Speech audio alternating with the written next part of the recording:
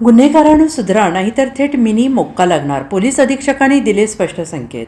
महाराष्ट्रात संघटित गुन्हेगारी रोखण्यासाठी मोक्का अत्यंत कडक कायदा वापरला जातो आणि त्या धर्तीवर किरकोळ आणि मध्यम स्वरूपाच्या संघटित गुन्ह्यांना आळा घालण्यासाठी हे BNS कलम 112 आणले गेले आहे. त्याला मिनी मोक्का असंही म्हटलं जातं. जिल्ह्यात संघटित स्वरूपाचे किरकोळ गुन्हे करणाऱ्या बुरट्या गुन्हेगारांना मिनी मोक्का लावला जाणार आहे. नूतन पोलीस अधीक्षक तुषार दोशी यांनी याबाबत स्पष्ट संकेत दिले आहेत.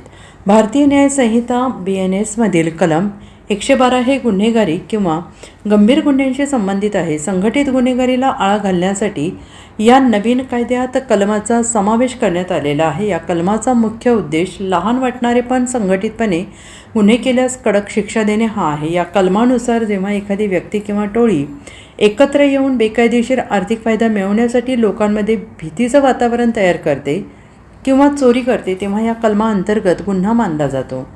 चेन स्नॅचिंग, पाकिटमारी, घरफोडी किंवा दुकान फोडणे किंवा गैरप्रकारात टोळी म्हणून कार्यरत राहणाऱ्या गुन्हेगारांना हा कायदा लागू आहे.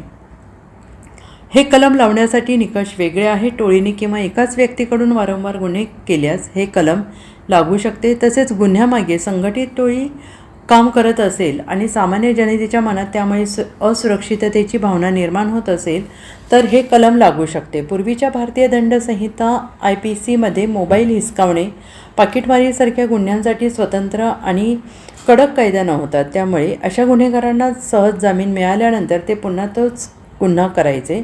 BNS कलम 112 मुळे अशा रस्त्यावरील गुन्हेगारी करणाऱ्या टोळ्यांवर आणि त्यांच्या म्होरक्यांवर कडक कायदेशीर कारवाई करण्यात आलेली आहे. पोलिसांना सोपे झाले आहे. त्यामुळे सामान्य नागरिक, विशेषतः महिला आणि ज्येष्ठ नागरिकांमधील सुरक्षेची भावना वाढण्यास मदत होणार आहे.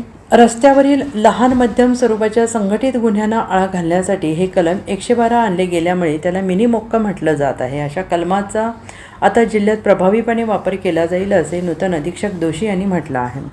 Bureau report SPN Marathi, Sangli.